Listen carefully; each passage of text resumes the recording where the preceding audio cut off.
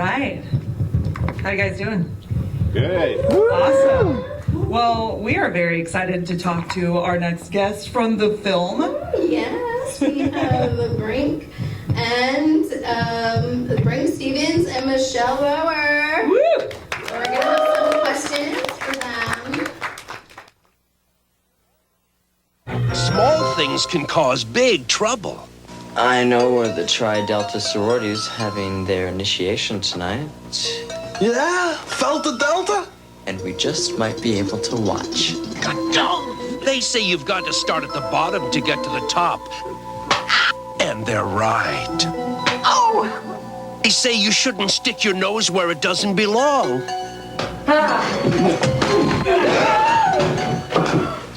And they're right. Busted. They say where there's smoke, there's fire. And they're right. Babs, how about a cocktail? They say curiosity killed the cat. And they're right.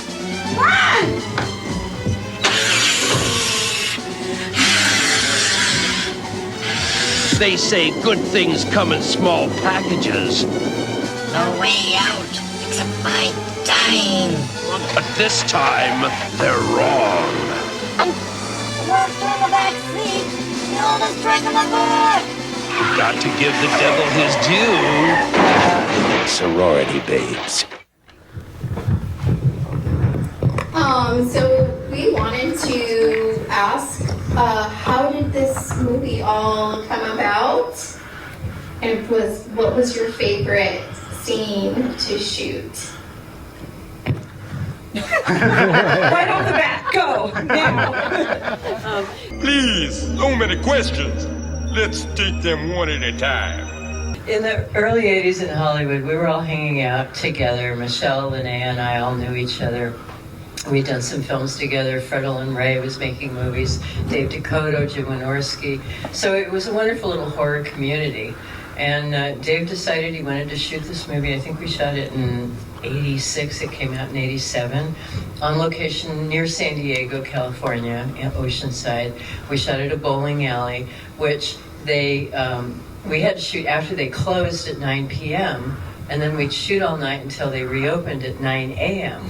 So we'd work all night, we'd sleep all day. We felt like vampires. And we were eating breakfast at 4 o'clock in the afternoon. And this went on for quite some time. So it was a rather difficult shoot, going all-nighters. But I love the way it turned out. I just think it's such a charming movie and it really holds up. This is one of those kooky 80s, just balls to the wall. That's the phrase that I'm thinking of right now, kind of films, and I love that. And you see a lot of that in Full Moon pictures. So we have to know, what was it like working with Full Moon and Charles Band? Well, mostly we worked with Dave Dakota, who was 24 years old at the time as the director. And he did amazing things. He flipped a car.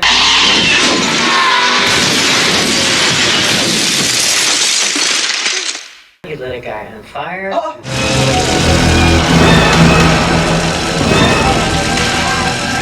I mean, what 24-year-old director for Full Moon does something like that?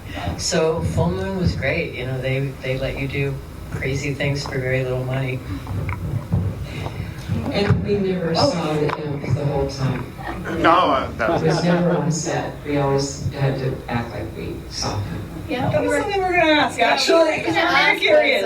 Dookie Flyswatter, Yeah. was he on set? Did you get to meet him? And Yeah, we knew Dookie quite well, especially from Nightmare Sisters. Get away from it, spirit.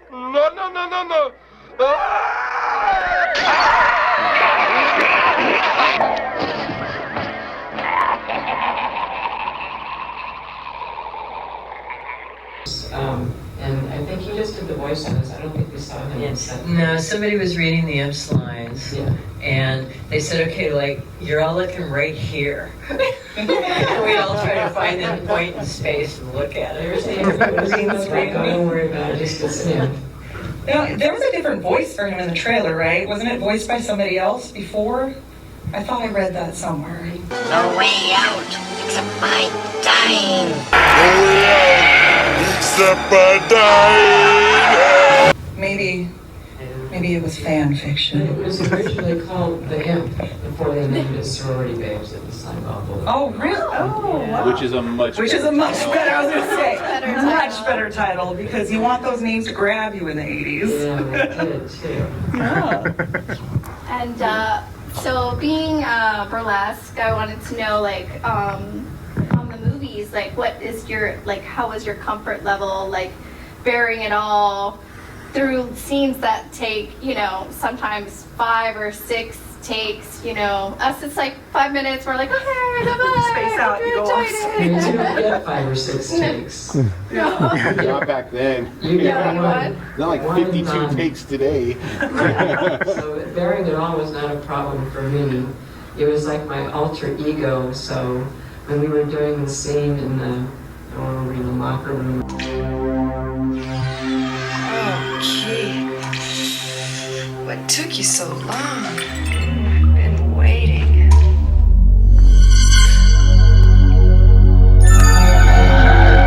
or something like that. Yeah, and the bathroom at the beginning, showering. It might not be so bad. Okay.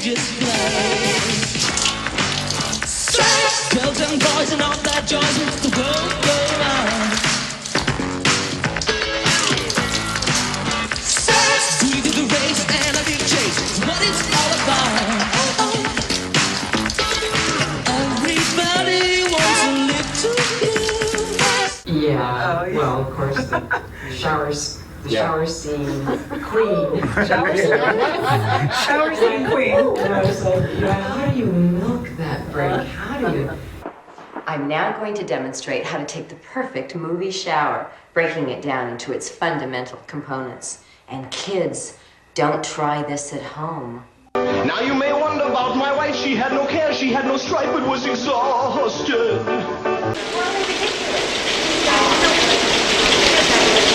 Hey, Linda! Yeah. Thank you. You're welcome. Oh. No, now girls.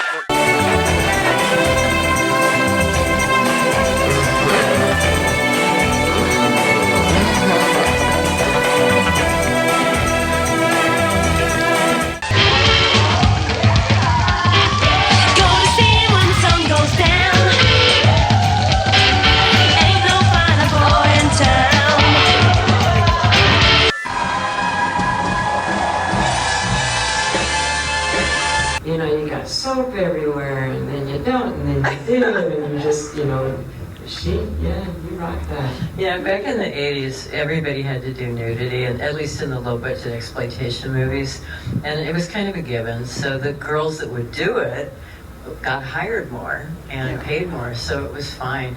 We were in a movie called Nightmare Sisters a year later, and then there's this bathtub scene that goes on forever, and half an hour later the movie resumes. But they just kept filming and filming. We're like, please, can we get out of here now? And then we had a bar of soap, and it melted down to this little sliver, and at one point we lose the soap in the bathtub. We don't know what to do because there's no more soap. Improvising.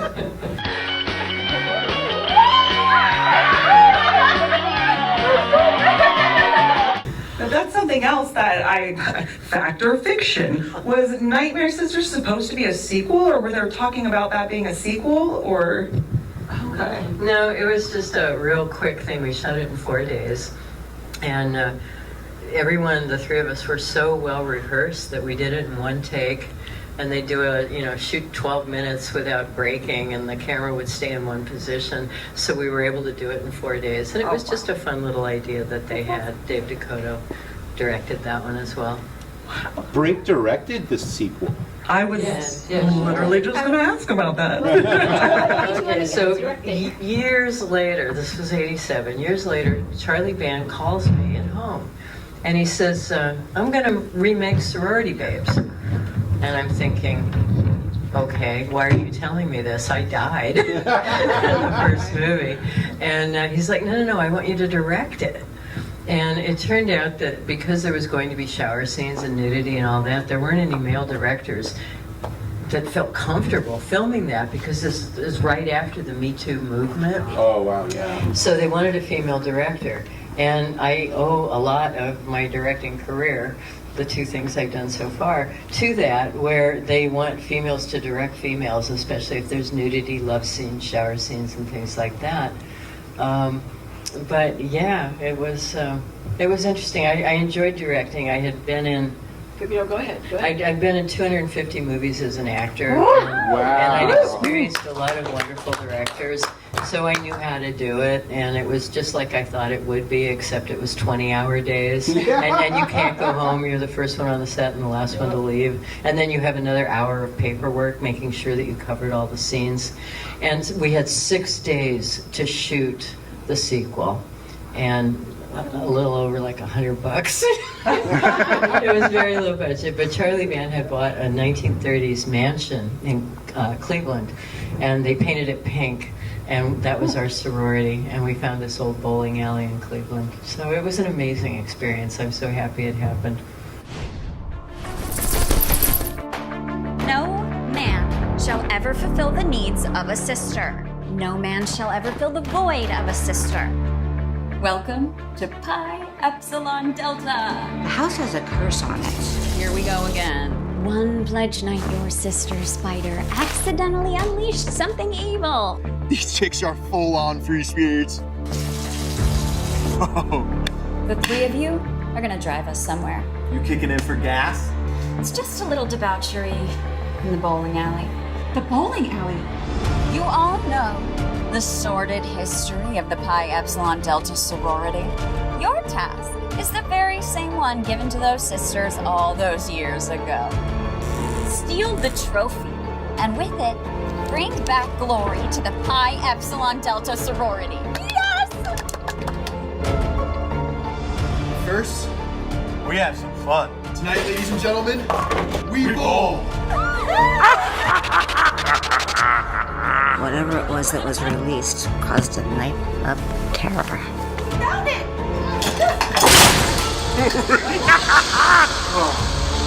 What? The hell is that? Sultan Almighty, I'm free at last. Ha ha! I want to be a famous rapper. Your wish is granted. The man of your dreams is just behind that door. I'm not playing your game. Don't leave now, you'll miss all the fun.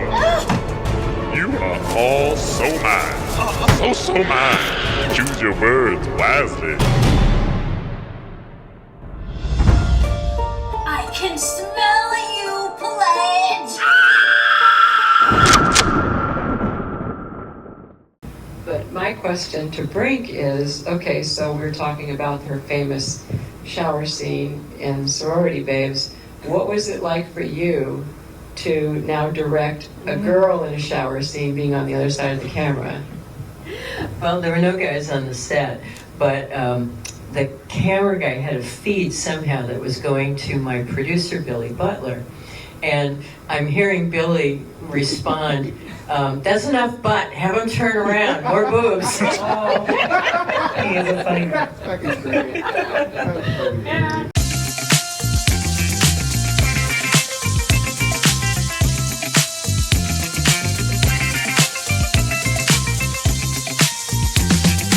God bless him. Well, we need more female directors in the space. I do agree, so thank you for being a presence there. Are there talks for a third one? I don't know.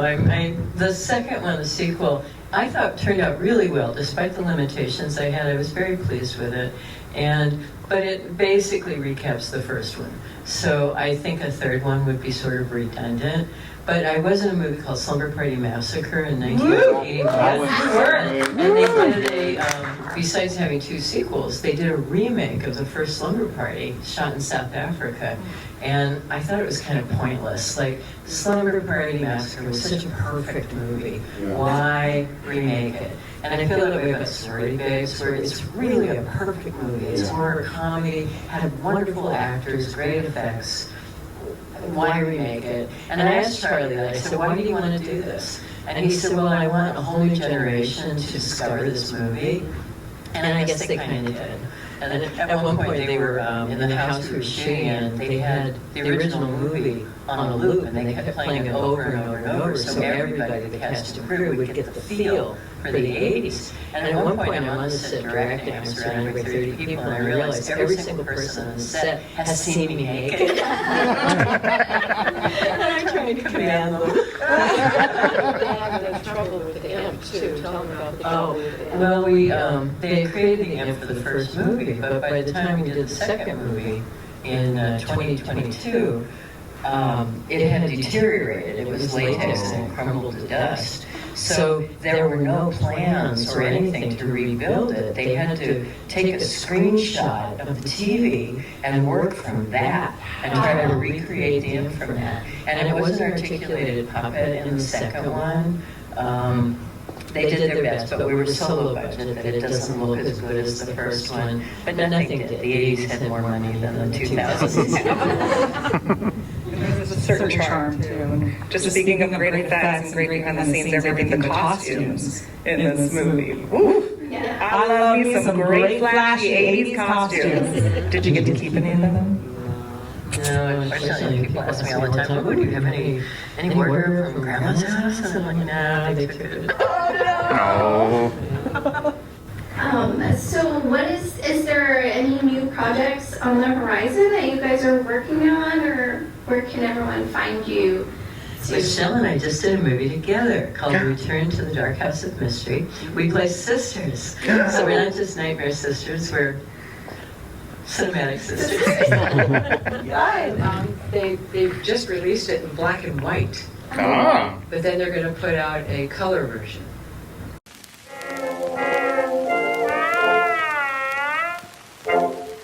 Say, did you ever hear the saxophone let out an awful moan, let out an awful groan?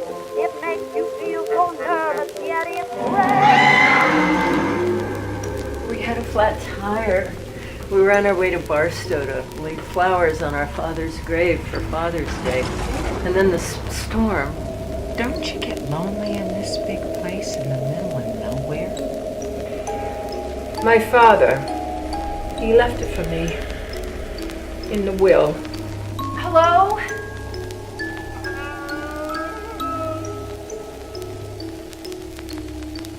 Chester! Where are you guys?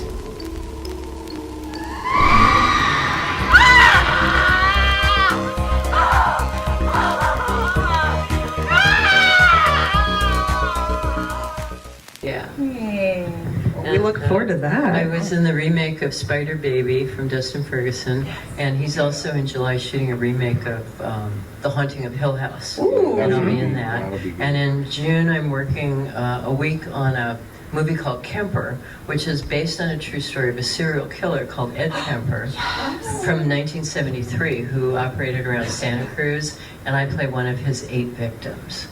So it's a really good part. It's something I can sink my teeth into. I haven't had a movie on him yet. That's another story. Yeah, well, thank you so much for being here. Is there time for the Q&A for the audience? I think, a couple questions. I got a question. Sure. So when you did the locker scene and you were pulling his shorts off, did you bite his dick for real? Because he reacted like you actually bit him. No, let me tell you, when that was happening, and like same thing with the feet and the socks. Yeah.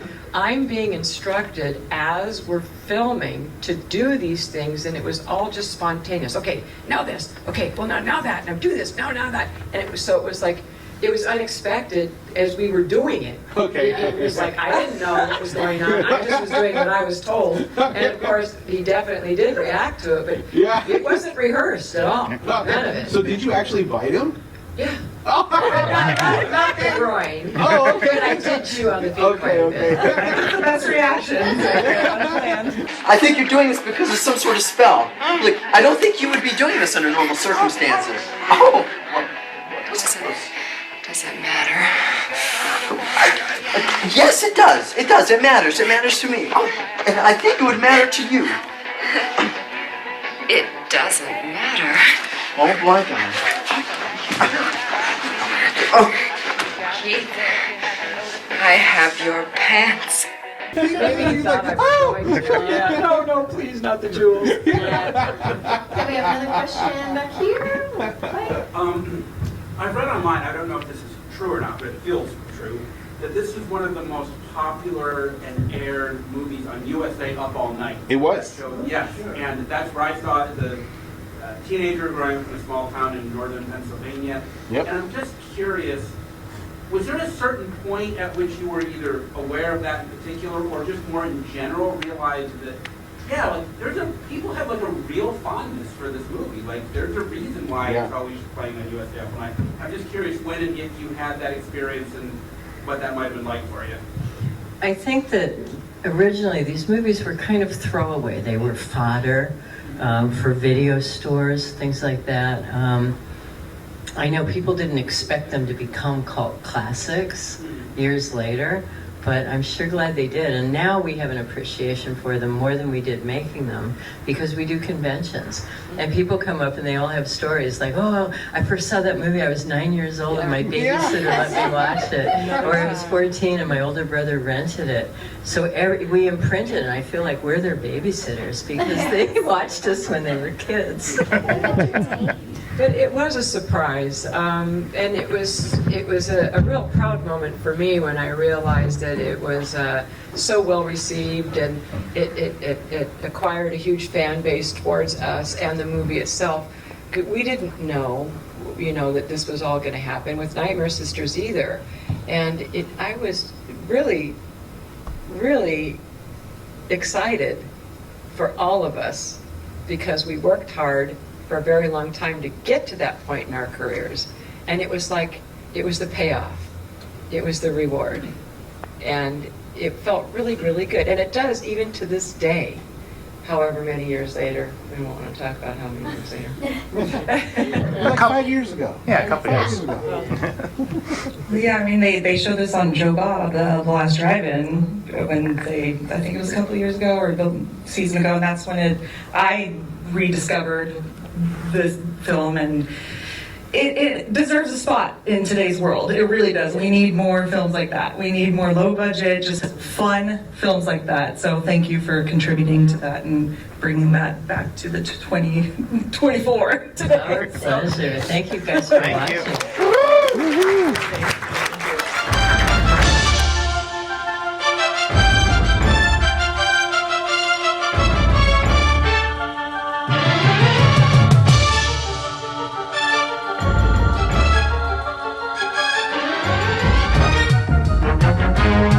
You're dead meat. Russell Billiam.